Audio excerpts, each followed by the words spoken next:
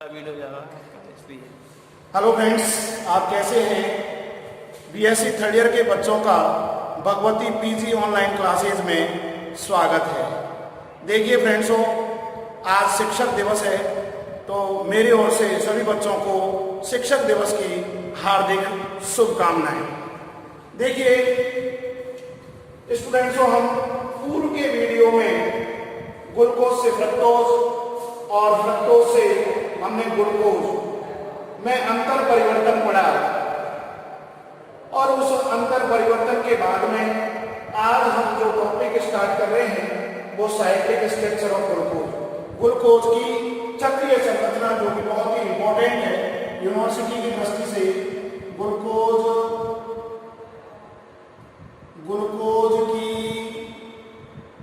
चक्रीय संरचना, ग्लूकोज की चक्रीय संरचना। तो देखिए, ग्लूकोज निम्न अभिक्रियाएं प्रदर्शित करता है। ग्लूकोज निम्न अभिक्रियाएं प्रदर्शित करता है। नंबर 1, ग्लूकोज निम्न अभिक्रियाएं प्रदर्शित करता है। नंबर 1 है, ये सिर्फ अभिकर्मक के साथ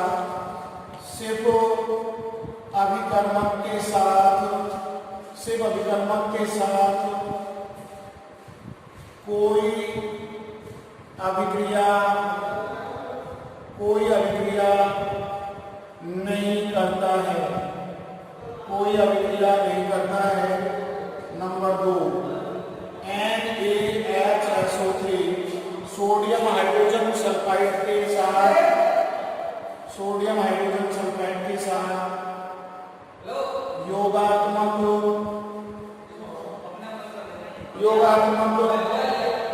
योगात्मक उत्पाद नहीं बनाता है, योगात्मक उत्पाद नहीं बनाता है। नंबर 3, ग्लूकोज दो रूपों में पाया जाता है। नंबर 4 पॉइंट देखिए, ग्लूकोज दो रूपों में पाया जाता है और यह परिवर्ती ध्रुवण घूर्णन प्रदर्शित करता है। ये देखिए, ग्लूकोज की चक्रीय संरचना में हम ये निम्न पॉइंट आपको बता रहे हैं। तो ग्लूकोज निम्न अभिक्रियाएं प्रदर्शित करता है और ये देखिए निम्न अभिक्रियाएं प्रदर्शित करता है। नंबर 1, सिप रिएजेंट। जिस प्रकार से टोलन रिएजेंट होता है, फेरिंग रिएजेंट होता है, उसी प्रकार से सिप अभिकर्मक होता है।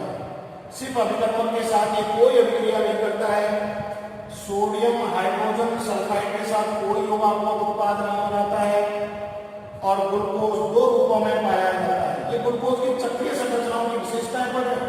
ग्लूकोज दो रूपों में पाया जाता है और यह परिवर्ती ध्रुवण घूर्णन प्रदर्शित करता है।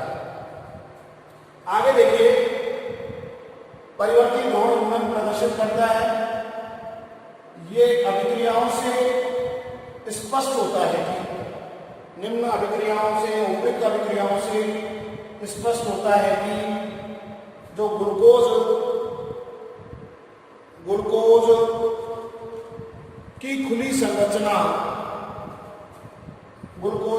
संरचना पाई जाती है और इस खुली संरचना के साथ साथ कोई अन्य चक्रीय संरचना भी प्रदर्शित करता है।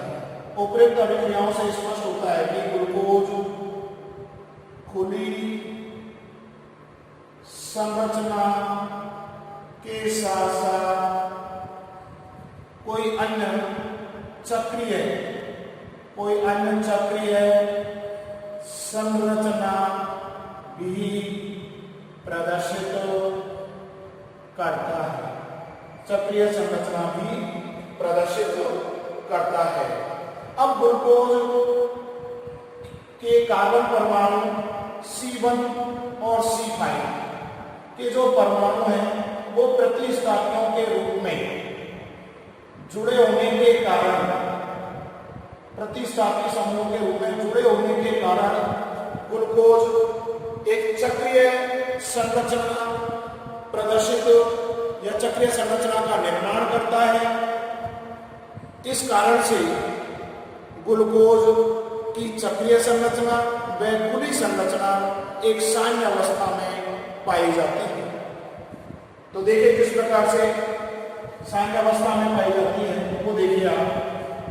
ये देखिए ग्लूकोज की संरचना हम देख रहे हैं, C bond H, double bond O, bond C, OH, bond H, C bond यानी A, 2 और 3, ये H और OH, C, OH और H, C, OH और H और CH2 OH।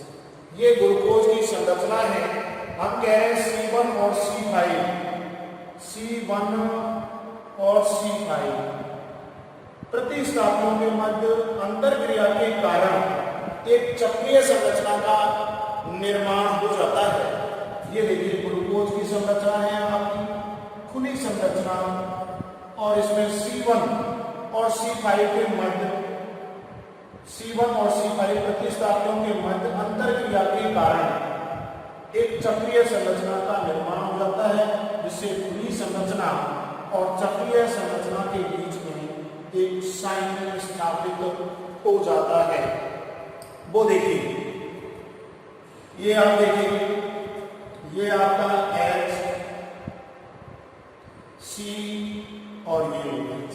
ये H जो है आपका यहाँ आ गया, ये OH हो गया आपका, C OH H, C H OH, C OH और H आपका ये C 1 2 3 4 1 5 अब देखिए, और ये आपका H। अब ये जो O है ये लीजिए, ये आपकी चक्रीय संरचना का H आपका यहाँ पे जुड़ी हुई है, और ये CH2OH देखिए, ये आपका कार्बन संख्या 5 CH2OH। इस OH का दाईं ओर होना, तो ये हो गया अल्फा डी प्लस ग्लूकोज,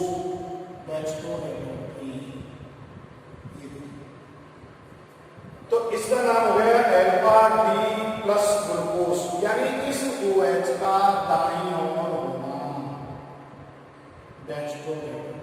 दाईं ओर होना, ये अल्फा को प्रदर्शित कर रहा है। अगले देखिए, ये OH, ये C, ये bond H, C OH H आपका CH OH और C OH और H, और ये देखिए आपका 1 2 3 और ये 4 और ये 5 और ये H और ये लीजिए O और ये हो गया आपका CH2OH। तो ये हो गया हमारा देखिए बीटा डी प्लस ग्लूकोज, क्या हो गया बीटा डी प्लस ग्लूकोज। तो देखिए स्टूडेंट्स, बहुत ही इंपॉर्टेंट हम आज टॉपिक पढ़ रहे हैं, ये आपको दिखाई भी दे रहा होगा हमारे वीडियो के माध्यम से। तो देखिए हम जो टॉपिक बहुत ही इंपॉर्टेंट पढ़ने जा रहे हैं, तो चल रहा है हमारा टॉपिक तो ग्लूकोज की चक्रीय संरचना चक्र, यानी कि cyclic structure of glucose. Glucose निम्न अभिक्रियाएं प्रदर्शित करता है। नंबर 1 से प्रतिक्रमण के साथ कोई अभिक्रिया नहीं करता है। सोडियम हाइड्रोजन सल्फाइड के साथ योगात्मक उत्पाद नहीं बनाता है। ग्लूकोज दो रूपों में पाया जाता है, अल्फा और बीटा, दो समायोजों के रूप में पाया जाता है और यह परिवर्ती ध्रुवण घूर्णन प्रदर्शित करता है। अतः अभिक्रियाओं से स्पष्ट होता है कि ग्लूकोज की खुली संरचना के साथ साथ ये एक अन्य संरचना चक्रीय संरचना भी प्रदर्शित करता है।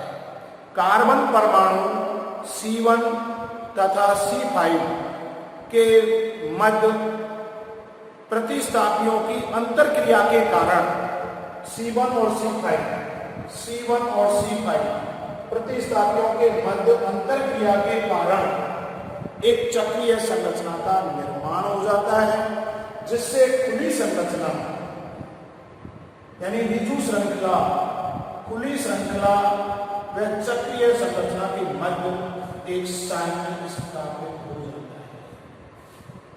इक्विलिब्रियम एक साइक्लिक स्थापित हो जाता है।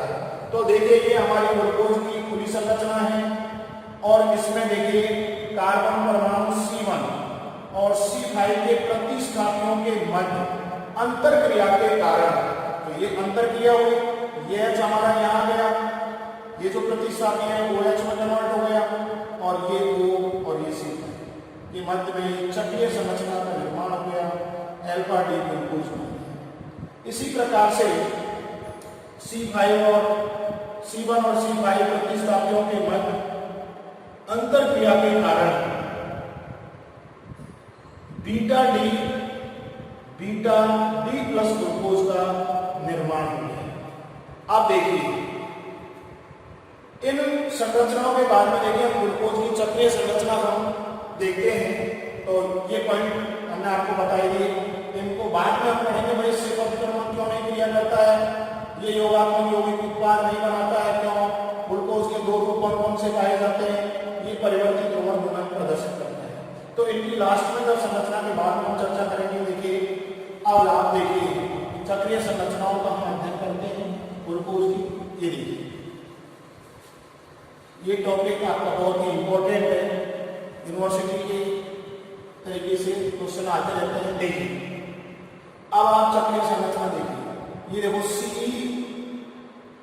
Bond O bond C bond C और बॉन्ड C और बॉन्ड C, और ये बॉन्ड H, ये बॉन्ड OH, ये बॉन्ड H, ये बॉन्ड OH और ये H, ये OH और ये हमारा OH और H और CH2OH।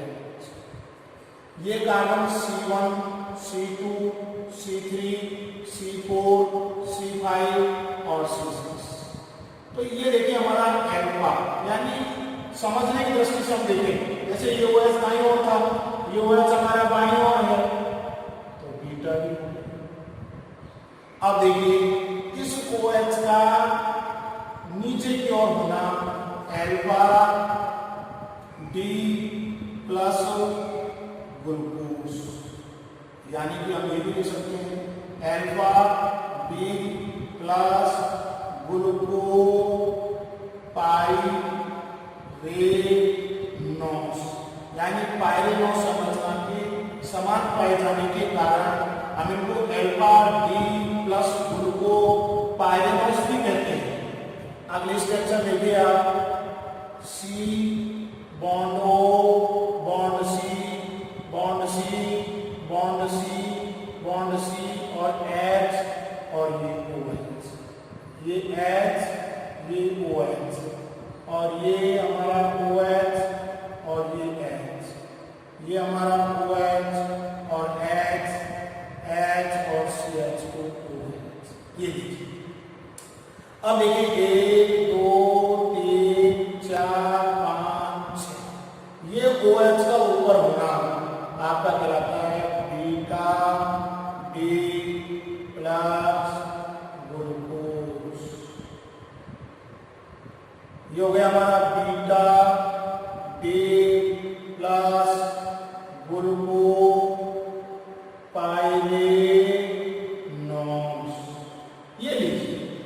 अब आपके सामने देखिए सारी संरचनाएं अब आपके सामने हैं। बहुत ही इंपॉर्टेंट संरचनाएं हम पढ़ रहे हैं। तो इस प्रकार से अपने ग्लूकोज देखिए चक्रीय संरचनाएं, alpha D plus glucopyranose, beta D glucopyranose. तो ये संरचनाएं हमने चक्रीय संरचनाएं देखी। ये आपकी पूरी श्रृंखला थी।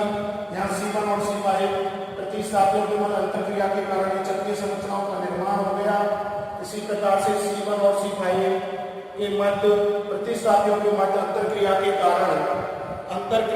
कारण चक्रीय संरचनाओं का निर्माण हो गया। अब देखिए आप इन ग्लूकोज की इस चक्रीय संरचना में, ग्लूकोज की चक्रीय संरचना में जो प्रथम कार्बन परमाणु, ये प्रथम कार्बन परमाणु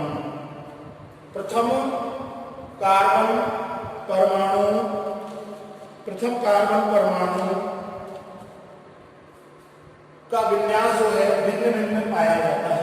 ये देखिए प्रथम कार्बन परमाणु का भिन्न भिन्न विन्यास पाए जाने के कारण ये कार्बन परमाणु आपका एनोमर कार्बन परमाणु कहलाता है। एनोमर कार्बन परमाणु मतलब कहने का असममित कार्बन परमाणु, असममित कार्बन परमाणु।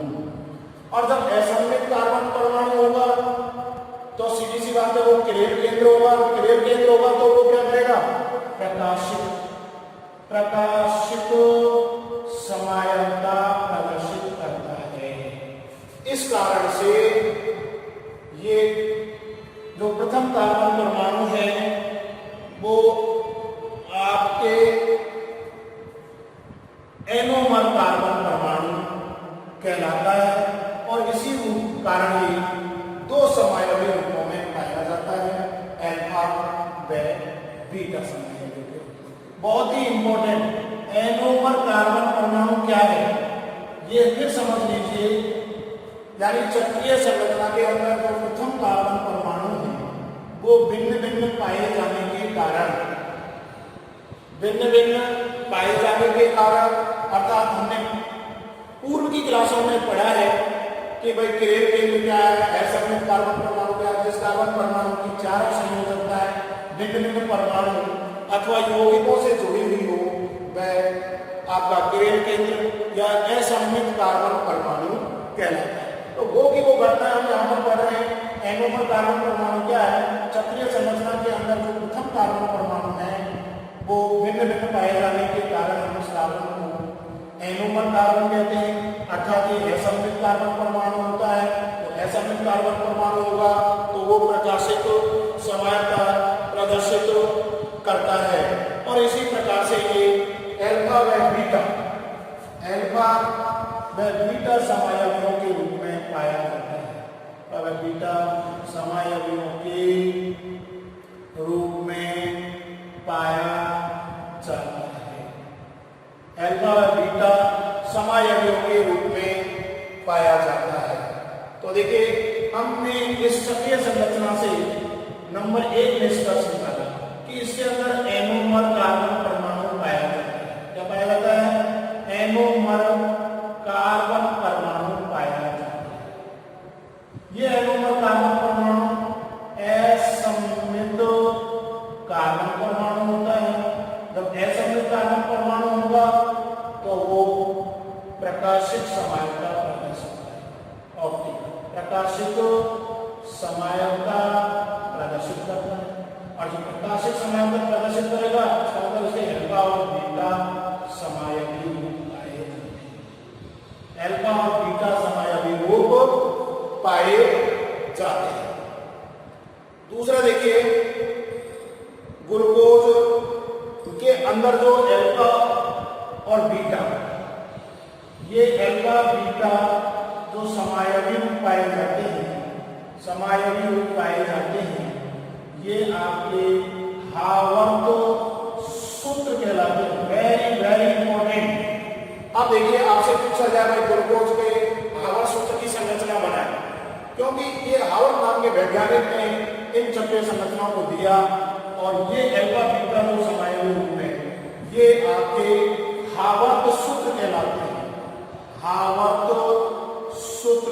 कहलाते हैं। तो दूसरे पॉइंट के अंदर यानी आवर्त सूत्र कहलाते हैं या पायरेनॉइड संरचना कहलाती है, या इनको कहते हैं पायरेनॉइड संरचना कहलाती है, यानी पायरेनॉइड संरचना के समान पाई जाती है। आगे देखिए नंबर तीसरा पॉइंट हम पढ़ेंगे। तीसरा पॉइंट जो है ग्लूकोज की चक्रीय संरचना होने के कारण, ग्लूकोज की चक्रीय संरचना होने के, ये साइक्लिक स्ट्रक्चर होने के कारण इसमें जो है CHO समूह मुक्त नहीं होता। क्या नहीं होता है? ये एल्डिहाइड समूह जो है CHO समूह मुक्त नहीं होता है, और CHO समूह मुक्त नहीं होगा तो जो हमने शुरू में पढ़ा था, ये सिर्फ अभिकर्मक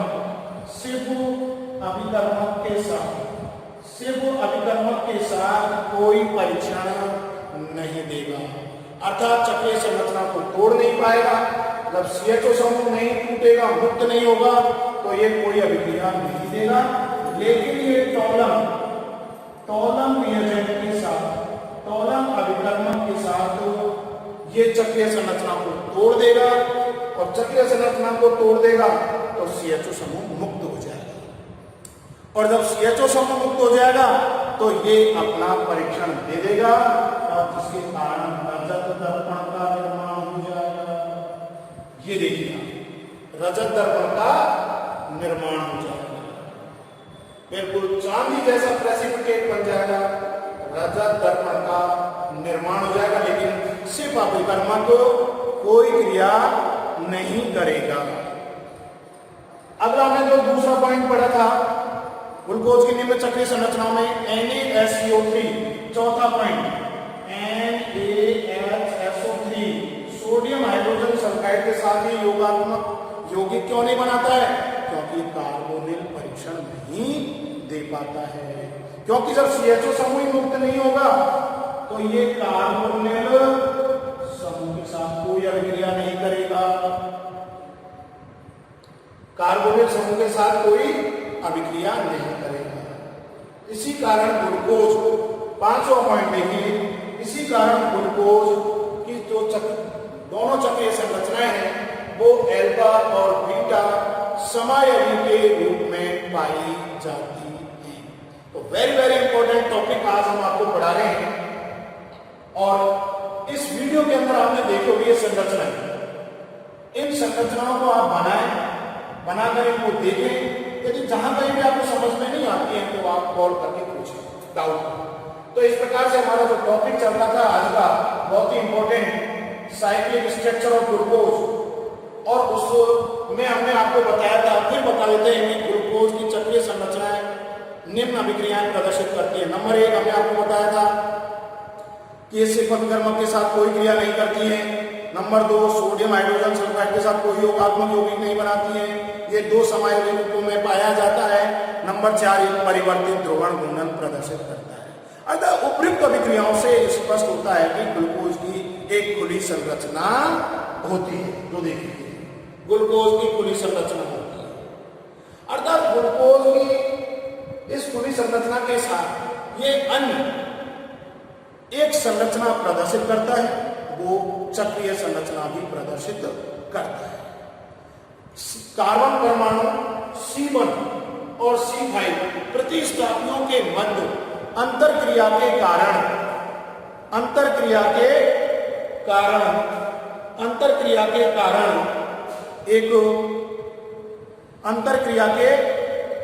एक चक्रीय संरचना का निर्माण हो जाता है, जिससे खुली संरचना एवं चक्रीय संरचना के मध्य साम्य स्थापित हो जाता है। तो ये संरचनाएं हमने आपको देखिए बता चुके हैं।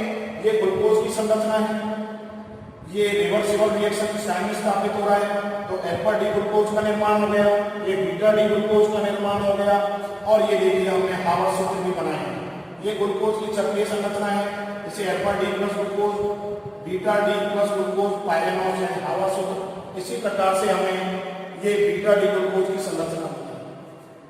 इन संरचनाओं से हमने आपको बताया कि जो प्रथम कार्बन परमाणु होता है इस चक्रीय संरचना के अंदर वो एनोमर कार्बन परमाणु होता है। NO पर कार्बन परमाणु का मतलब जिस कार्बन परमाणु की चारों संयोजकताएं भिन्न भिन्न परमाणु अथवा यौगिकों से जुड़ी हुई, वह असममित कार्बन परमाणु कहलाता है। और जो असममित कार्बन परमाणु होगा वो प्रकाशिक समायकता प्रदर्शित करेगा। तो ये हमने आपको बता दिया। दूसरा पॉइंट, ये अल्फा बीटा समायोगी के रूप में पाए जाते हैं, इसलिए ग्लूकोज की हवर संरचना होती है, अर्थात पायरेनो संरचना भी कहते हैं। तीसरा पॉइंट, इनमें एल्डिहाइड समूह CHO समूह मुक्त नहीं होता है, इसलिए सिर्फ अभिकर्मक के साथ कोई अभिक्रिया नहीं करते हैं। टॉलन अभिकर्मक CHO समूह को तोड़ देता है, इसलिए वो अपना टेस्ट दे देता है, चक्रीय संरचना को तोड़ देता है, जिससे CHO समूह मुक्त हो जाता है और रजत दर्पण का निर्माण कर देता है। NaSO3 के साथ ये कोई योगात्मक यौगिक नहीं बनाता है, क्योंकि कोई कार्बनिक समूह की अभिक्रिया नहीं देगा।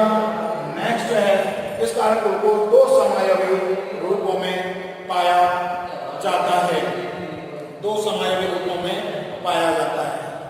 धन्यवाद स्टूडेंट्सों। अगला टॉपिक हम अगले वीडियो में पढ़ेंगे, वो भी बहुत इंपॉर्टेंट टॉपिक होगा। धन्यवाद।